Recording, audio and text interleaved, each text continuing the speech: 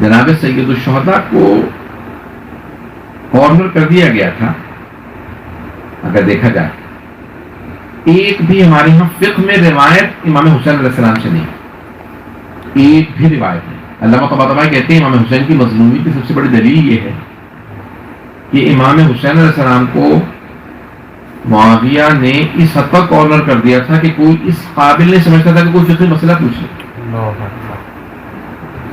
نماز کا, وضو کا, کوئی حج کا کوئی بات پوچھ لے. تو عالم دین سے مولوی سے بھی لوگ پوچھتے تھے, لوگ مسئلہ فقہی تک نہیں پوچھتے تھے. اور پھر اس اختلاف سے امام حسین علیہ السلام نے جب قیام کیا تو بالکل گمنامی سے سب سے زیادہ مشہور ہونے تک امام حسین, جسے کہتے ہیں امام حجت خدا. توجہ ہے, کیونکہ آپ بھی خاموشی سے کریں گے تو میں بھی آرام سے فکری گفتگو لے کے چلوں گا. سید الشہداء کا جو دور ہے وہ بڑی ہی قسم پرسی کا دور ہے کہ جہاں کوئی رجوع نہیں کر رہا. یہاں تک کہ جب آپ حج میں آتے ہیں 60 ہجرہ میں, تو اس زمانے میں لارجسٹ گیدرنگ حج ہوتی تھی دنیا مسلمانوں کی, ہزاروں کی تعداد میں مسلمان آ گئے. دیکھیں اب جناب سید الشہداء کی حکمت دیکھیں, جا کے رہے ہیں مدینے سے, کہتے ہیں میں عراق جا رہا ہوں. عراق کہاں ہے مدینے سے؟ نارتھ کی طرف, لیکن جاتے ہیں کہاں؟ مکے ساؤتھ کی طرف. بھائی آپ نے جب عراق جانا ہے تو عراق تو نارتھ میں ہے, عراق جانا. کہتے ہیں نہیں مجھے پہلے مکے جانا ہے, زیارت کر لی, چلے جائیے. کب نکلے ہیں؟ 28 رجب کو, 28 رجب کو نکلے, پہنچ گئے 2 ہفتے بعد, شعبان میں پہنچ گئے. اب رک کیوں گئے ہیں؟ کہتا نہیں حاجی نہیں بھی پہنچے, ابھی حاجی نہیں پہنچے. اچھا حاجی آگے تو حج کر لیجیے گا. نہیں حج تو کرنا ہی نہیں تھا. کئی لوگ کہتے ہیں حج کے حرام توڑ دیے. نہیں, سید الشہداء کی نیت تھی نہیں حج کی, شروع سے نیت نہیں تھی. یہ امام نہیں ہے کہ بھئی میرے راہ کی طرح سے نیت کریں حج کی اور حج توڑ دیں. حرام کا امام معصوم کبھی بھی حرام نہیں توڑ سکتا, حج کا احرام نہیں توڑ سکتا. احرام توڑ دے, نہیں, حج کی نیت ہی نہیں تھی.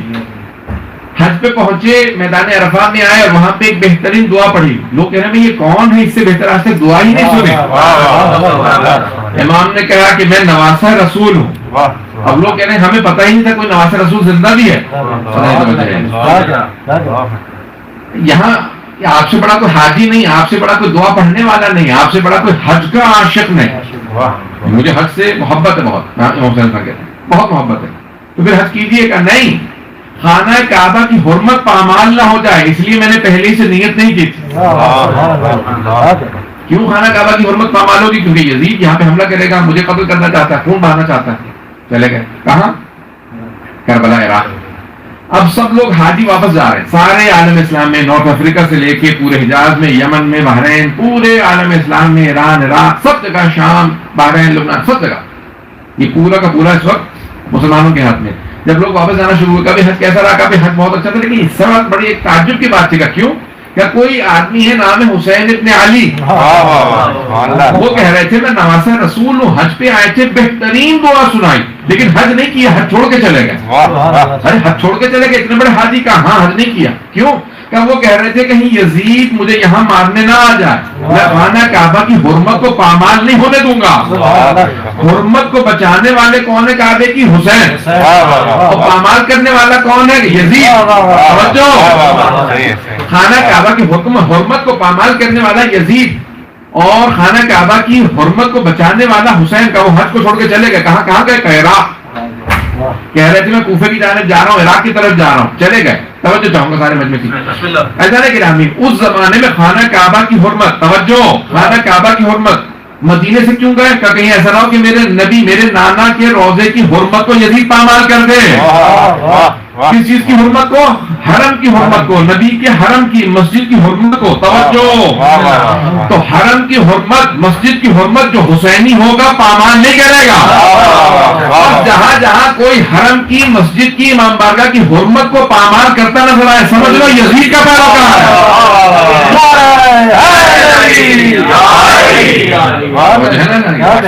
اب جہاں جہاں کوئی بھی حرم کی حرمت کو، کعبے کی حرمت کو، مسجد کی حرمت کو پامال کرے، سمجھ جائیں یزید کا پیروکار ہے۔ اب سارا مجمع ایک ہی بات پوچھا، اچھا تھے کون؟ کہنا واسطہ رسول تھے، کیسے تھے دیکھنے میں؟ کہ بہت خوشرو، بہت خوبصورت، بہت پر نور، ہیبت جلال، ریشم مبارک بلند ہے، آنکھیں بڑی بڑی تھی، چہرہ ایسا، سب کے سب نقشہ کھینچنا۔ اچھا نواسہ رسول تھے، ہاں دعا بہترین پڑھتے تھے۔ کہاں گئے عراق؟ کیوں؟ کیا کہہ رہے تھے مجھے یزید یہاں پہ آ کے مار دے گا، اس لیے میں یہاں پہ نہیں رہنا چاہتا، چلے گئے۔ اب کیا ہوا؟ 10 ذی الحجہ کو حج ہو گیا۔ 10 محرم کی اچانک سارے عالم اسلام کو خبر ملی کہ کوئی کربلا میں حسین مارا گیا۔ اب سارے کہہ رہے ہیں اچھا وہ جو حاجیوں نے بتایا تھا یہ وہی حسین تو نہیں؟ پتہ نہیں توجہ ہے۔ اب سب حاجیوں کے ذہن میں ایک بات ہے، جناب سید الشہداء نے کتنا بڑا پلیٹ فارم استعمال کیا اپنے مقصد کو عام کرنے کے، اسے کہتے ہیں میڈیا کا صحیح استعمال۔ میڈیا کا صحیح استعمال اب کیا ہے؟ اس زمانے میں اخبار نہیں تھے، پرنٹ میڈیا نہیں تھا، الیکٹرانک میڈیا نہیں تھا، پتہ نہیں توجہ ہے، سوشل میڈیا نہیں تھا، کیا کیا جائے؟ سید الشہداء نے کہا مجھے آواز تو پہنچانی ہے، ایسا نہ ہو میں شہادت دوں بھی اور گمنامی کے اندر میری زحمتیں بھی تمام ہو جائیں، تو میں اپنی پہلے آواز پہنچا دوں پھر قربانی کے لیے جاؤں، تاکہ کوئی یہ نہ کہہ سکے مجھے پتہ نہیں چلا تھا۔ کیا کہ چلیے ہے نا کہاں کہ سید الشہداء جا رہے ہیں، جو مرنے کے لیے تیار ہے وہ آ جائے۔ اچھا یہ نہیں ہے کہ صرف 72 ہی چلے تھے، صرف ایسا نہیں ہے کہ 72 چلے تھے، 72 لوگ نہیں چلے تھے، 1000 سے زیادہ لوگ ساتھ چلے، لیکن سید الشہداء بس ایک ہی جملہ دہرا رہے تھے بار بار، جو میرے ساتھ آ رہا ہے وہ تیار رہے موت کے لیے، جو میرے ساتھ آئے گا وہ مارا جائے گا۔ کہ نہیں ایسا نہیں ہو سکتا، ایک صاحب بولے نہیں مولا ایسا نہیں ہو سکتا، ہاں آپ علی کے بیٹے ذوالفقار آپ کے پاس ہے تو آپ تو جنگ کریں گے۔ مولا نے کہا جنگ کروں گا لیکن روک دوں گا جنگ کو، ایک ایسا وقت آئے گا جنگ روک دوں گا، اس کے بعد شہید ہو جاؤں، جو میرے ساتھ آئے گا وہ موت کے لیے تیار رہے، شہید ہو جائے گا، توجہ وہ شہید ہو جائے گا۔ ہمارے میرے لشکر میں کوئی مردوں میں کوئی نہیں بچے گا سوائے میرے بیٹے علی ابن حسین کے۔ علی ابن حسین یعنی جب بھی آپ کہہ رہے تھے ہمیشہ کہتے تھے علی ابن حسین، بتا میرے بیٹے علی ابن حسین کے علاوہ کوئی نہیں بچے گا۔ کیا ہوا؟ کربلا ہو گئی جناب سید الشہداء کی شہادت ہوئی۔ اب وہ پیغام عام کرنا تھا، جناب سید الشہداء نے میڈیم استعمال کیا حج کا کہ میں وہاں پہ آواز بلند کروں۔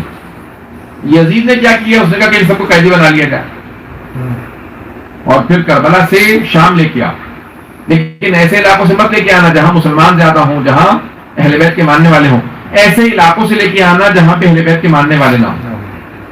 اب دیکھیں سارے علاقے تو شام میں تھے، باقی علاقے بھی تھے، اب آپ سوچئے کہ اس نے اپنے طور پہ نقصان پہنچانا چاہا، لیکن اہل بیت علیہ السلام نے کہا ہمیں موقع ملا ہے، ہم بھی اس بہترین تبلیغ کے لیے اس کو استعمال کریں گے، ہمیں موقع ملا۔ کون کون؟ اب جناب زینب کبریٰ، جناب سید سجاد، جہاں موقع ملتا خطبہ دیتے۔